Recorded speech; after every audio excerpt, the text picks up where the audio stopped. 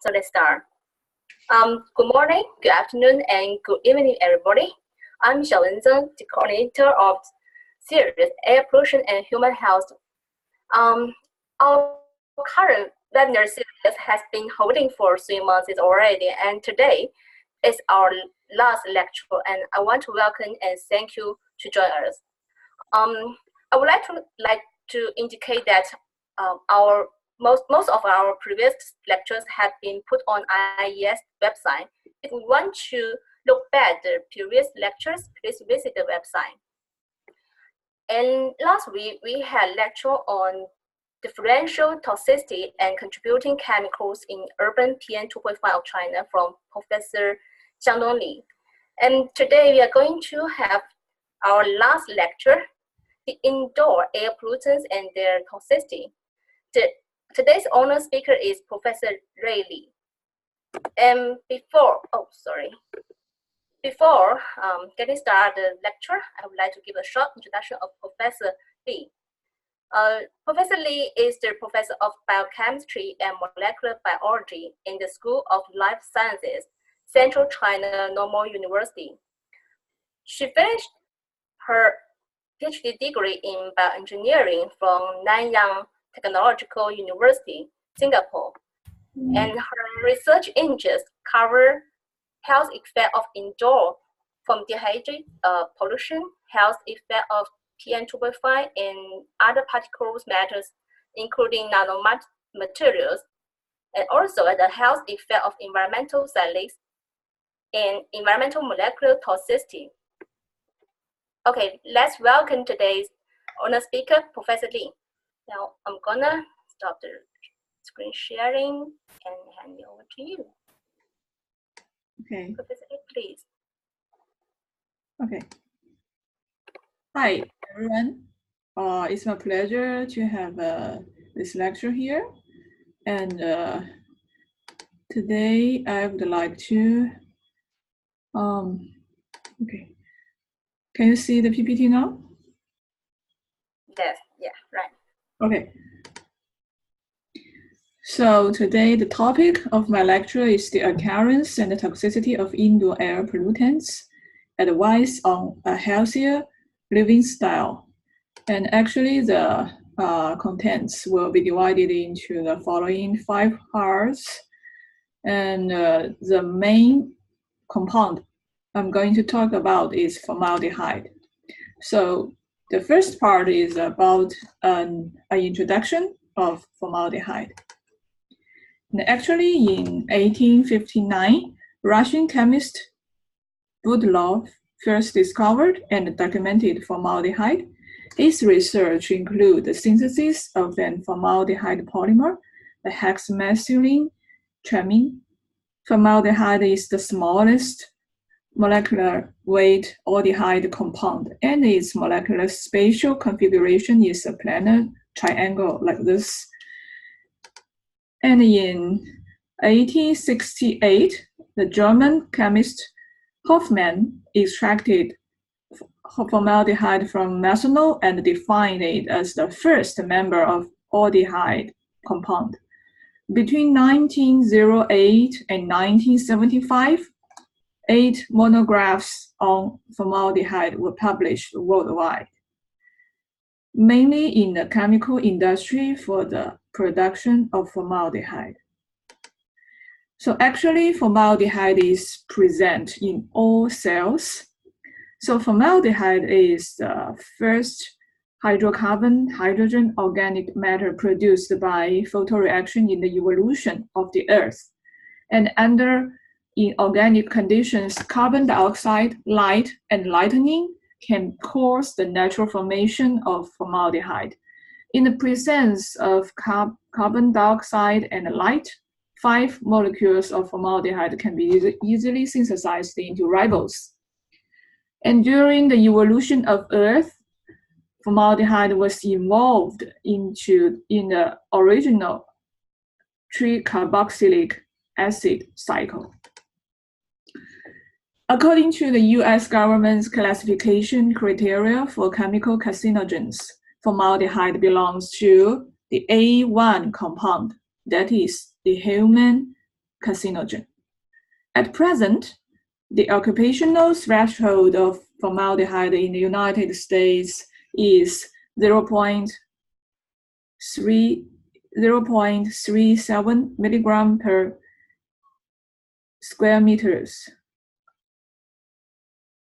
And the occupational threshold of air formaldehyde has been reduced from 3 milligram per milliliters to 0.5 milligram.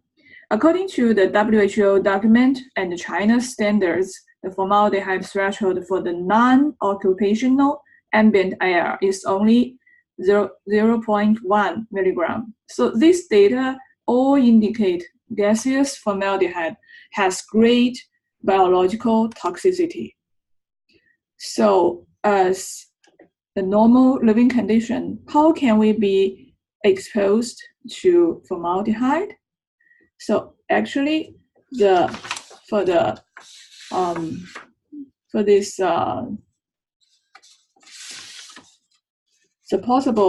major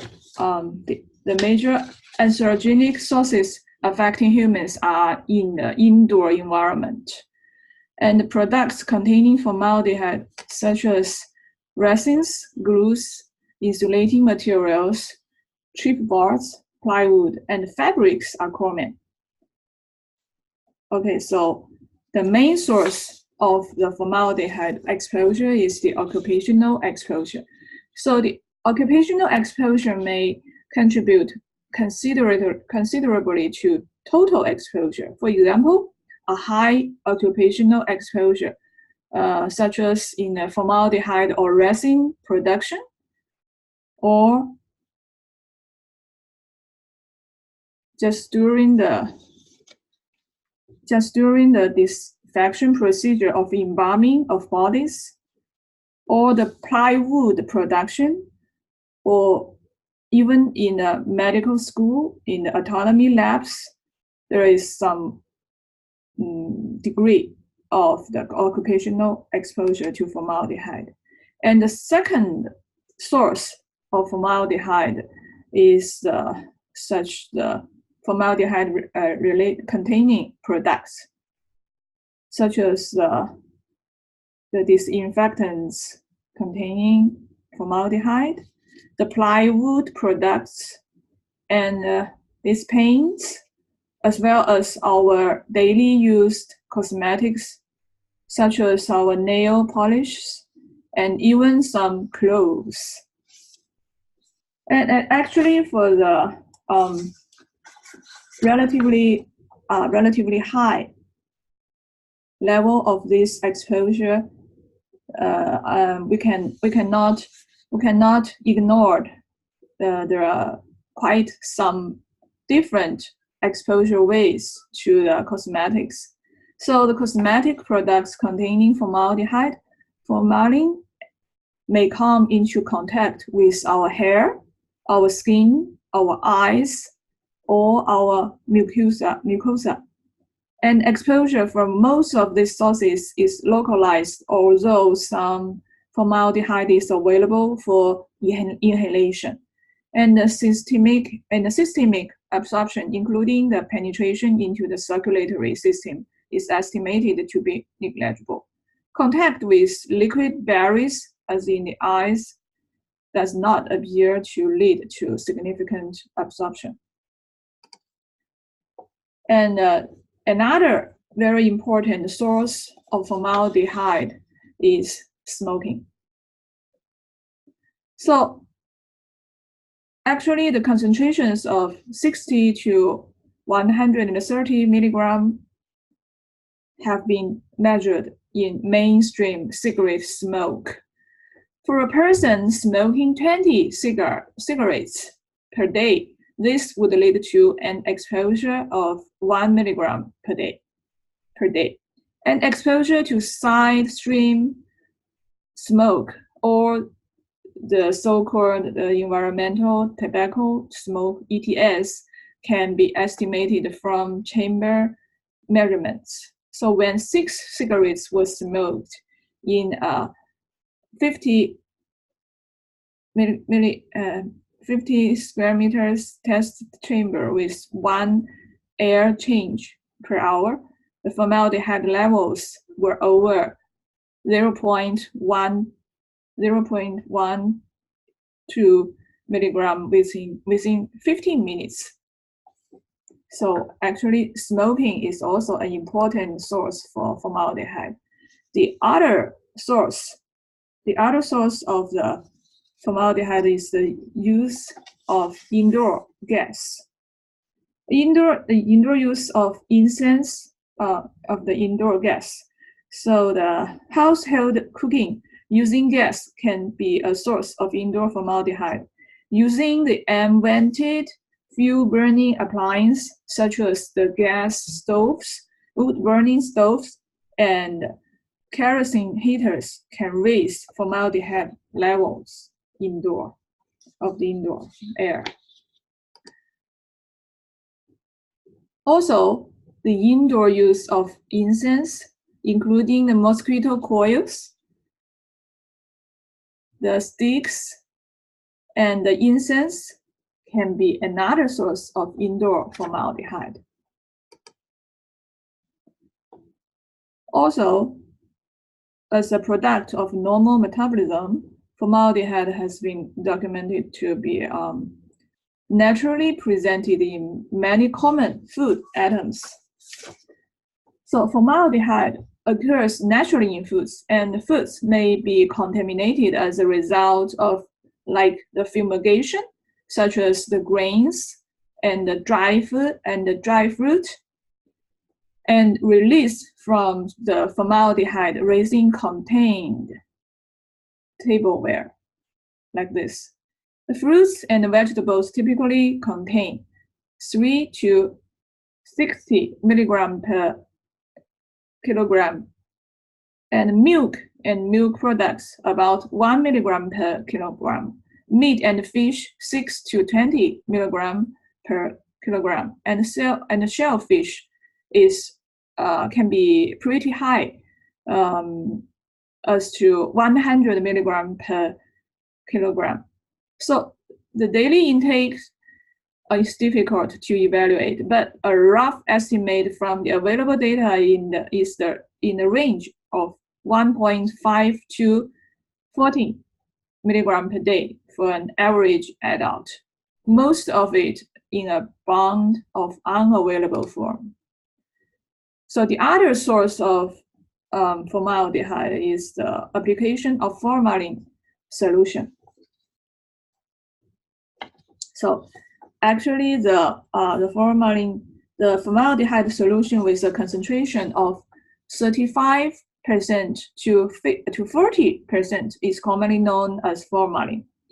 It has antiseptic and biocidal properties and can often be used to infiltrate biological specimens and disinfect seeds. Unscrupulous traders often use formalins to keep fresh, such as seafood, vegetables, etc. And as we already know the sources of the formaldehyde, especially the indoor formaldehyde, let's have a look at the toxicity studies on formaldehyde. And here I would like to present some data from the lab research from our labs. So the first topic is about the formaldehyde and cancer. So nasopharyngeal cancers are a group of uncommon tumors with several histological types, including differentiated keratinizing squamous cell carcinoma, differentiated non-keratinizing carcinoma, and undifferentiated non-keratinizing carcinomas. So exposure to formaldehyde is one of the important causes of development of nasopharyngeal carcinomas. Studies found a substantial increase in the frequency of one type of sinonasal cancer. After high cumulative exposure to formaldehyde in both men and women, a National Research Council reported that there were clear and convincing epidemiological evidences as an association between formaldehyde exposure and myeloid leukemia. Okay. Oh, sorry.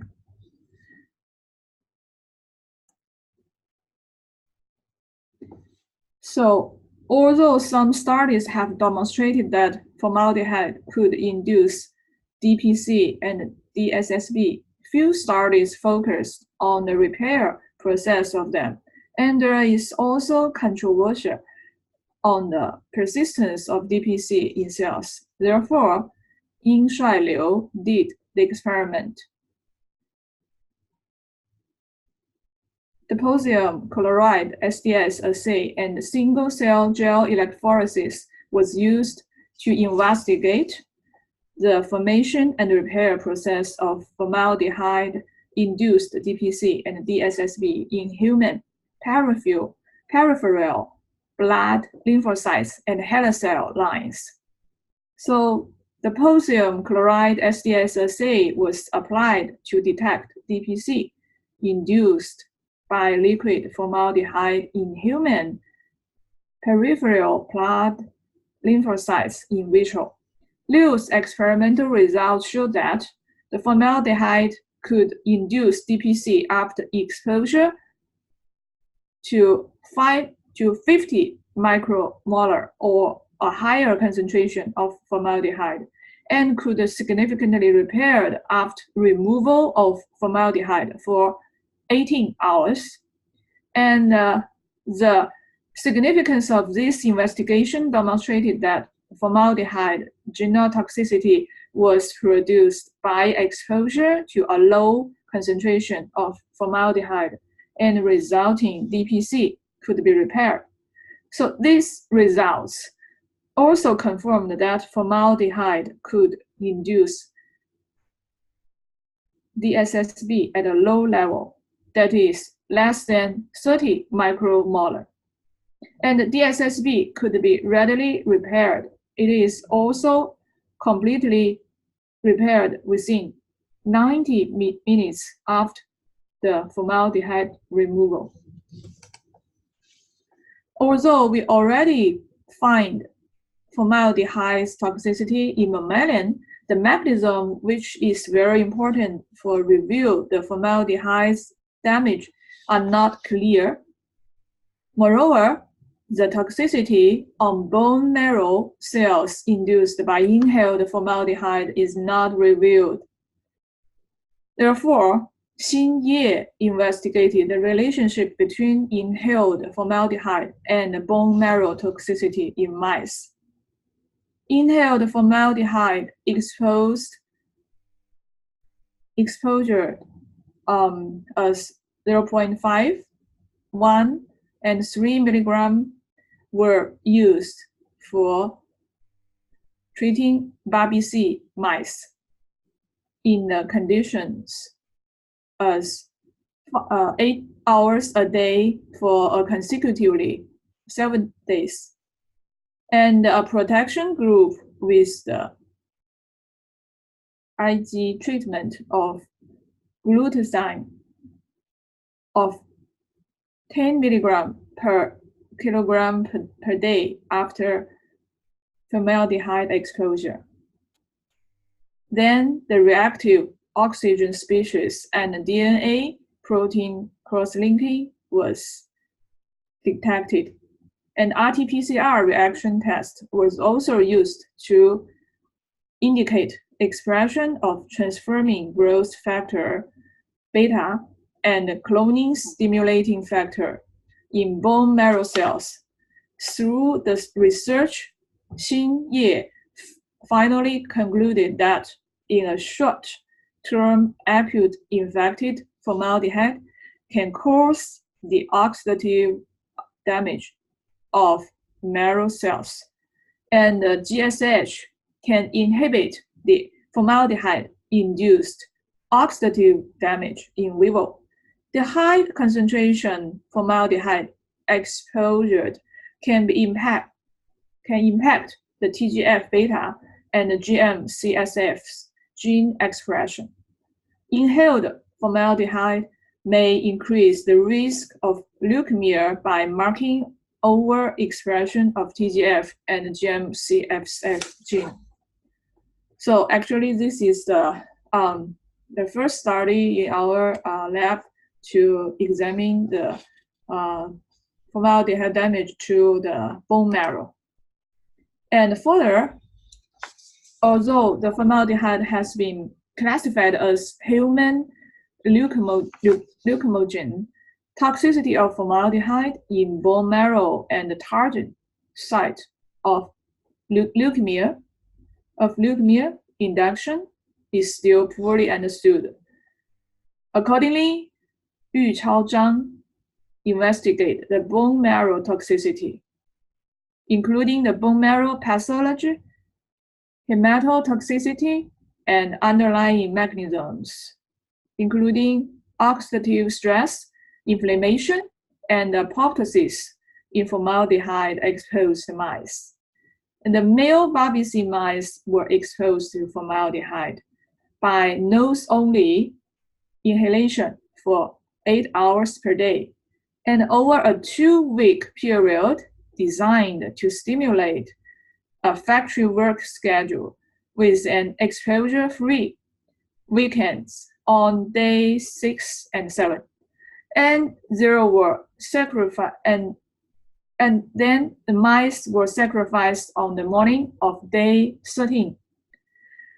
Counts of white blood cells, red blood cells, and lymphocytes were significantly decreased at 0.5 and 3 milligram formaldehyde exposure, while the platelet counts were significantly increased by 109% and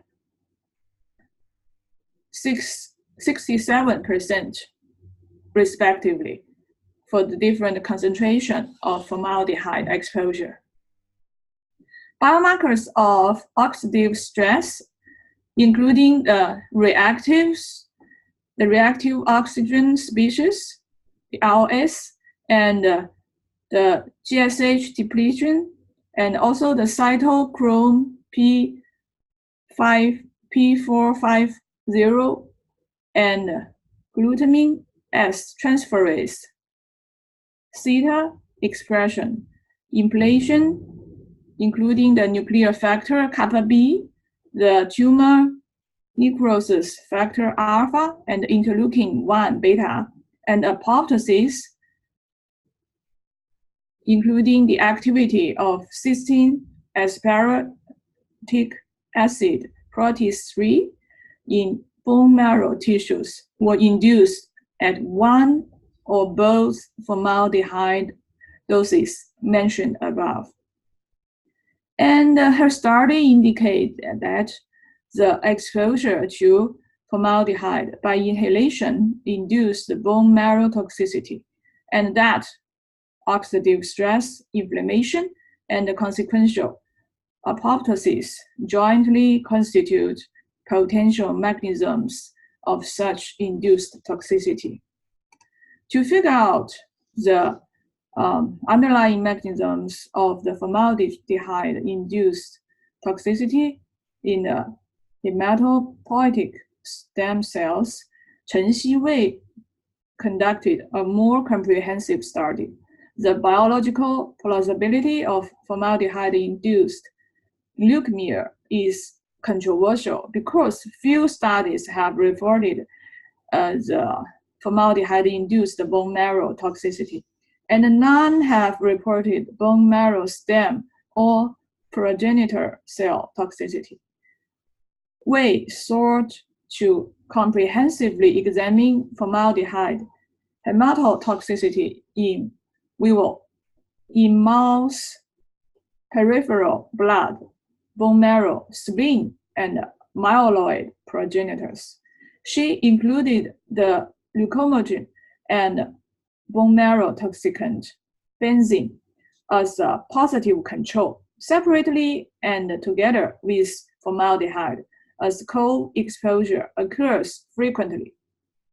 And the study exposed BRBC mice to 3 milligram formaldehyde in air for 2 weeks, mimicking the occupational exposure, then measured complete blood counts, nucleated bone marrow cell counts, and myeloid progenitor colony formation.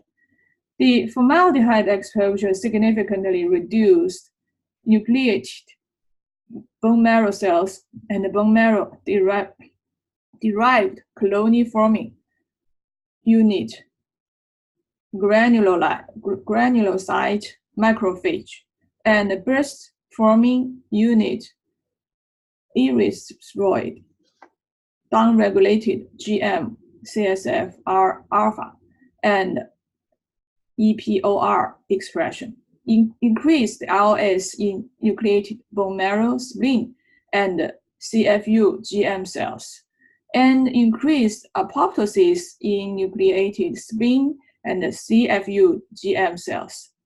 Formaldehyde and benzene each similarly altered the bone marrow mature cells and stem or progenitor counts.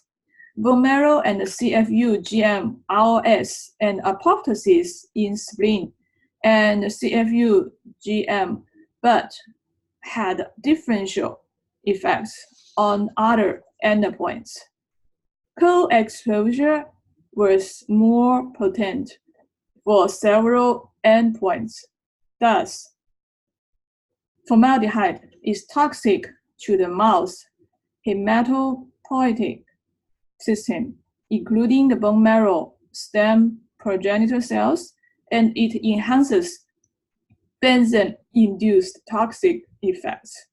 These findings suggest that formaldehyde may induce bone marrow toxicity by affecting myeloid progenitor growth and survival through oxidative damage and reduced expression levels of GM, CSF-R alpha, and EPOR.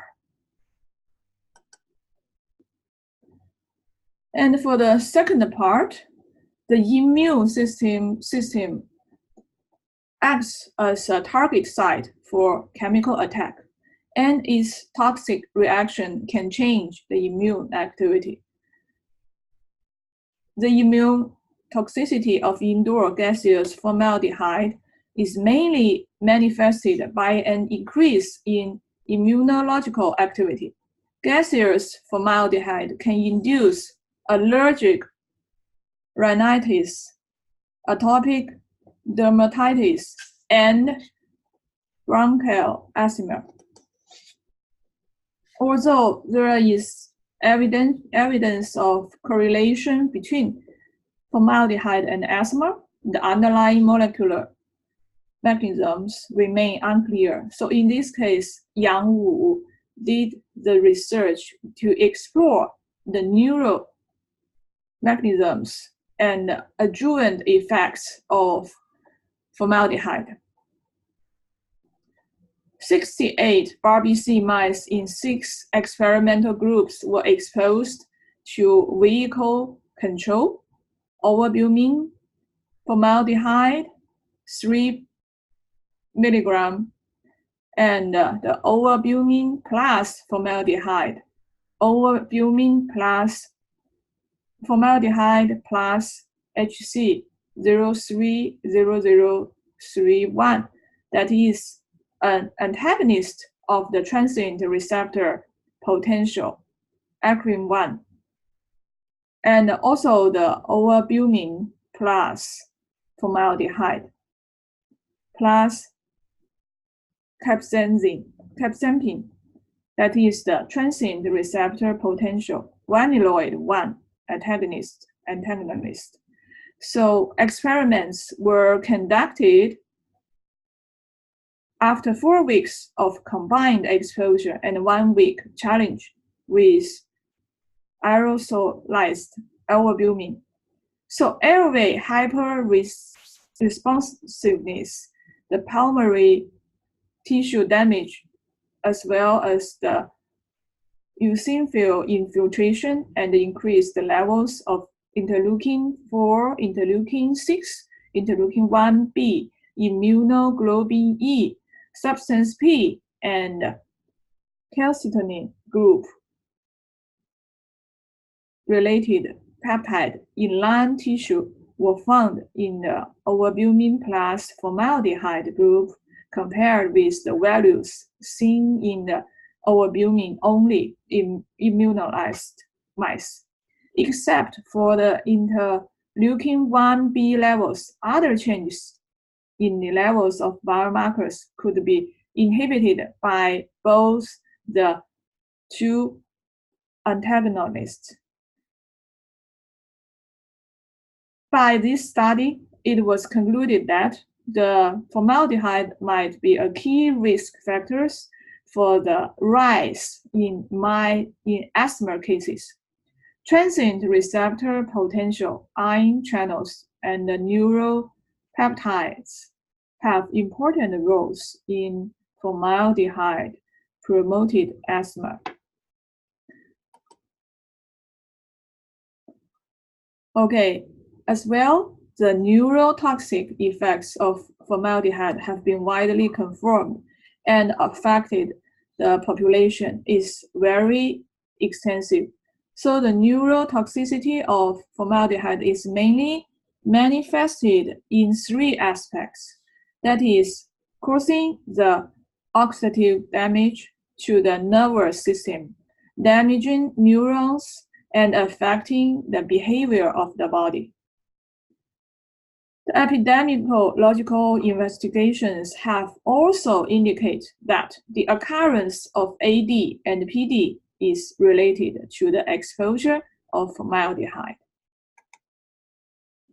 So it is debatable whether the formaldehyde is a neurotoxin for populations exposed to formaldehyde occupationally or in the indoor air. In order to investigate the neurotoxicity of formaldehyde without interference of other chemicals, studies have been conducted on animals. Results of several animal experiments demonstrated that gas formaldehyde exposure could induce the behavior depression and learning inhibition. However, the mechanism is unclear. In this case, Zhi Songlu investigated the effect of inhaled formaldehyde on learning and memory capacity. After exposure to 0, 1, and 3 milligrams of gaseous formaldehyde respectively, the behavior of mice in a Morris water maze experiment of NR1, NR2B mRNAs and oxidative damage levels in rice brain were analyzed. The water maze performance, the activities of dismutase superoxides, that is the SOD, and the level of GSH decreased significantly in 3 milligram group, while the MDA contents and expression of NR1 and NR2B genes increased significantly after the exposure to 3 milligram gaseous formaldehyde. So these findings indicate that inhaled formaldehyde negatively affects the learning and memory at 3 milligrams of gaseous formaldehyde, but not at lower levels. The oxidative stress-induced neuron damage in the brain may be a possible mechanism for these effects.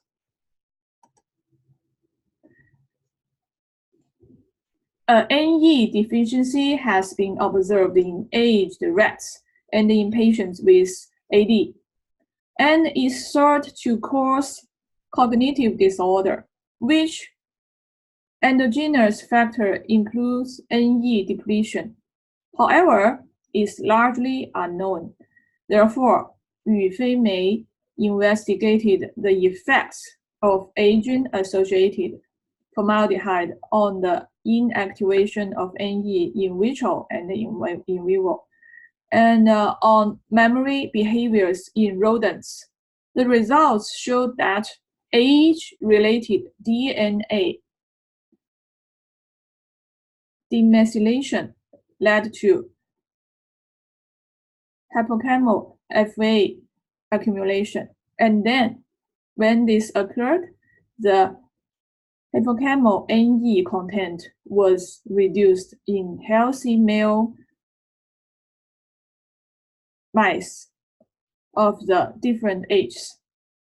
Furthermore, biochemical analysis revealed that the formaldehyde rapidly inactivated Ne in vitro, and that an intrahippocampal injection of formaldehyde markedly reduced hippocampal Ne levels in healthy adult rats. Unexpectedly, an injection of formaldehyde or 6-hydroxydopamine, that is an Ne depleter, can mimic age-related Ne deficiency, long-term potentiation impairments, and spatial memory deficits in healthy adult rats.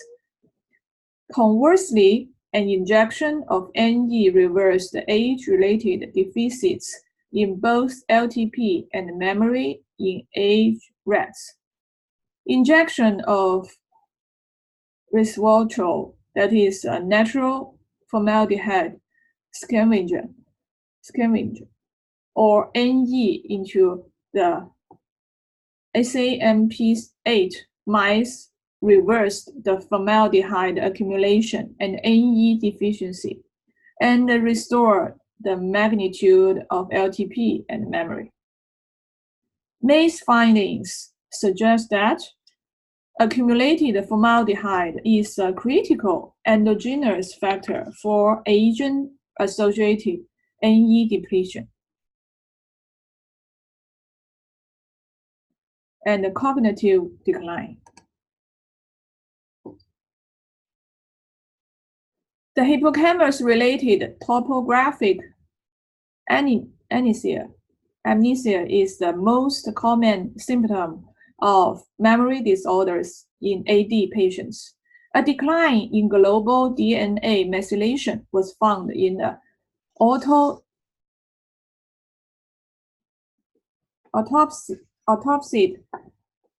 hippocampal of patients with AD. What endogenous factors that affect DNA methylation still remain to be elucidated. Zhi Qiantong reported a marked increase in endogenous formaldehyde levels is associated with a decline in global DNA methylation in the autopsied hippocampus from AD patients. In vitro and in vivo results show that formaldehyde in excess of normal physiological levels reduced global DNA methylation by interfering DNMTs. Interestingly, intrahippocampal injection of excess formaldehyde before spatial learning in healthy adult rats can mimic the learning difficulty of early age of AD. Moreover, injection of excess formaldehyde after spatial learning can mimic the loss of remote spatial memory observed in late stage of AD.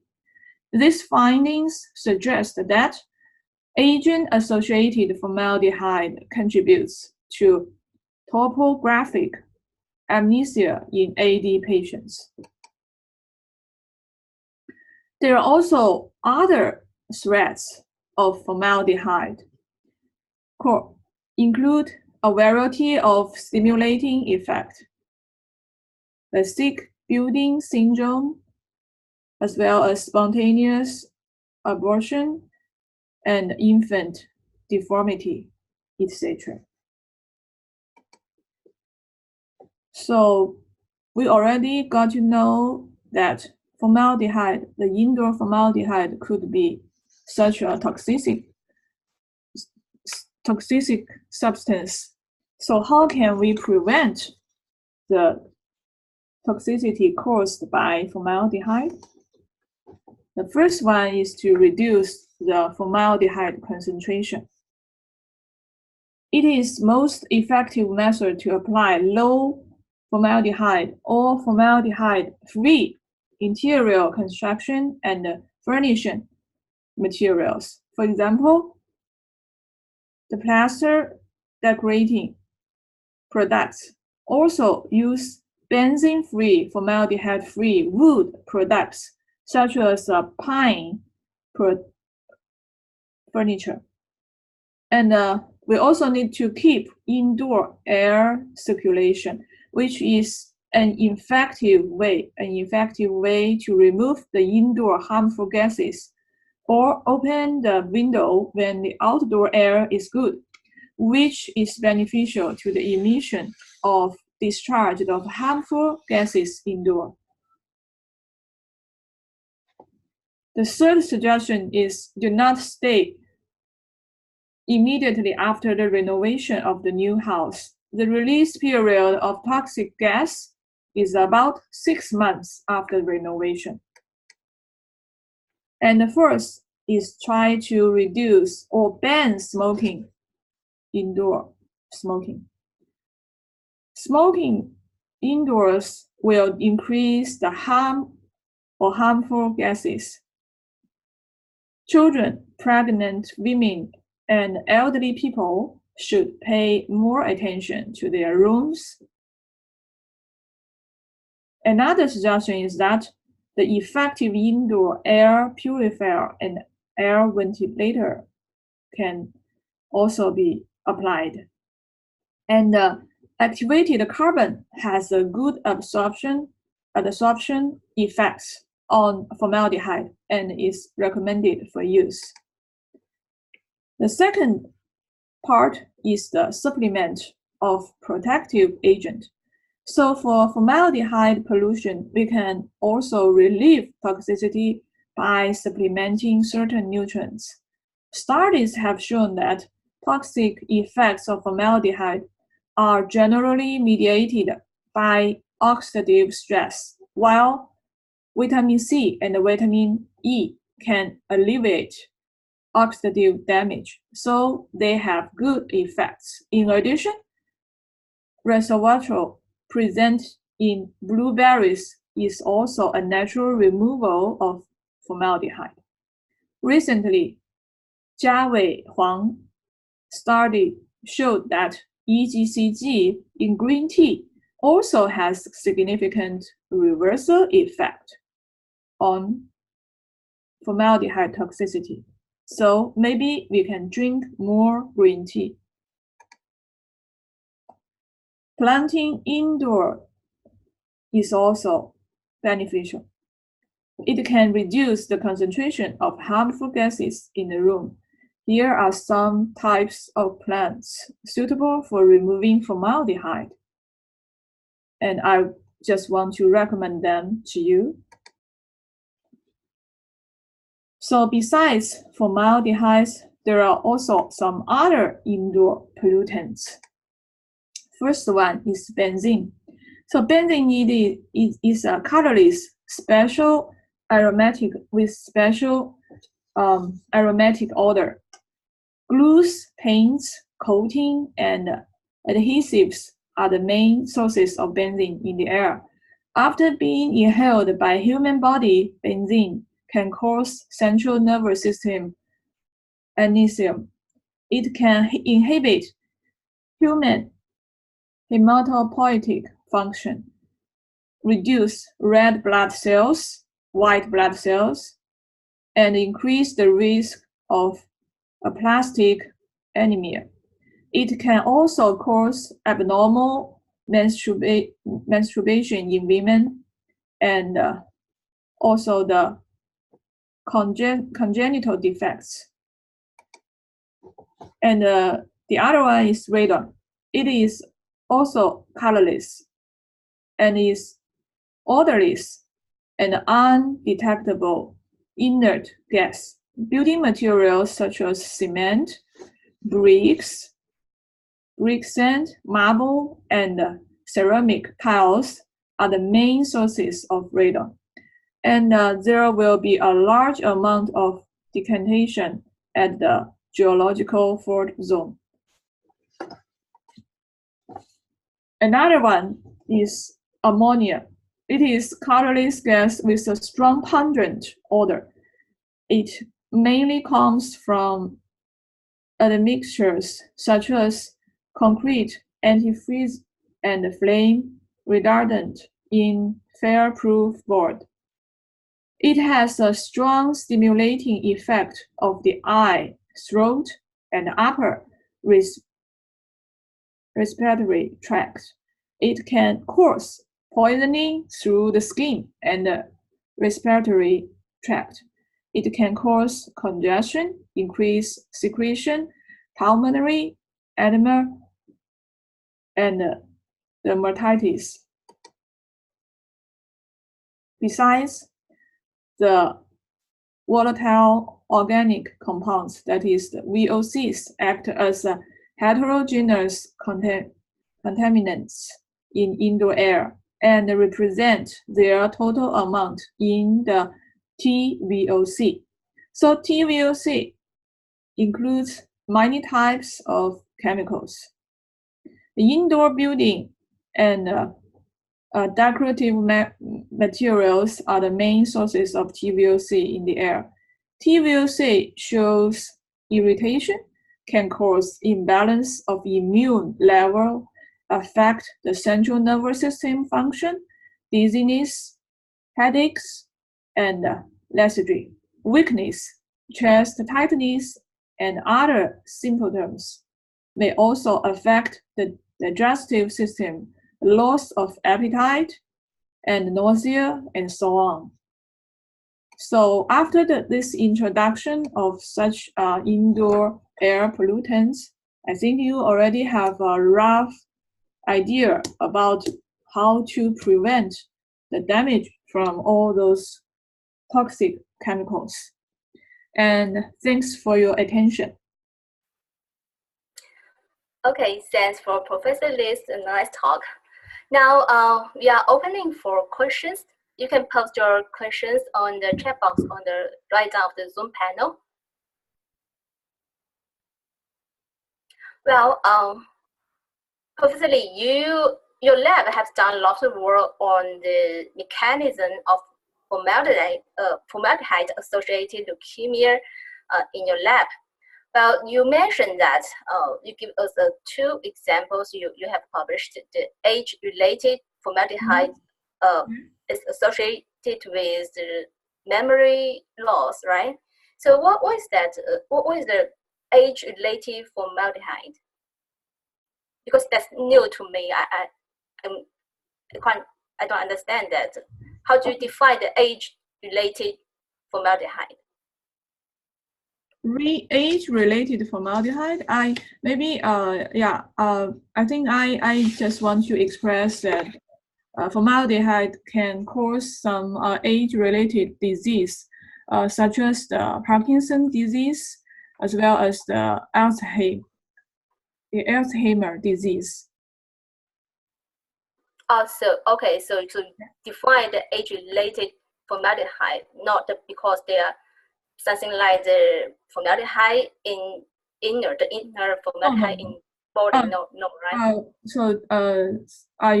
Do you refer to this, the aging-associated formaldehyde-induced, this one?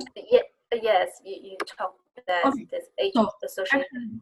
Actually, aging-associated is that means associate with the increase of age, and formaldehyde-induced is another term. They are separated.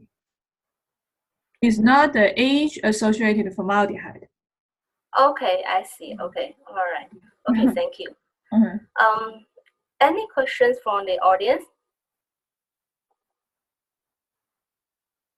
Well, if not, I would like to thank Professor Li again for your wonderful talk. Because this is the last lecture of current series, and at last I want to appreciate and thank all the presenters who gave us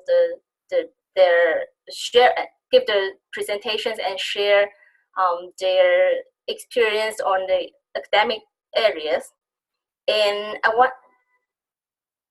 want to thank the IIES gave us providing this wonderful platform for us to exchange our thoughts. So, and at last, I want to thank Hui, the other coordinator of the current series, and Hui has done a great job for helping me to coordinate this series. So, is Hui there? Anything you want to say at the last? Hello everyone, I just want to thank you again for all the lecturers. Professor Evans, the director of the IIES, is supposed to be here today, but I think he has another important meeting that he could not be here today. To thank all of you. We'd like to thank the 11 lecturers who has provided their times. For some of them, they have to wake up early in the morning. Some of them have to stay very late. Thank you very much for that. I'd like to thank you on the audience and the participants who spend their time. For most of them, I realize it's 8 a.m. in the morning. We see someone who is traveling, who is commuting. So thank you very much for that. And the last but not the least is great thanks to Xia Wen. Most of her time during between 10 to midnight during the last 3 months. I really appreciate your expertise to recommending her to us experts, and most of your time spending in chairing and hosting for these events. So really much thank you for that. And so we wish we'd be able to have you to participate in our future events. Yeah, we organizing several activities, different graduate forums for graduate students, undergrad students, different workshops of the IIES, and we hope you will be involved in these activities. And thank you very much.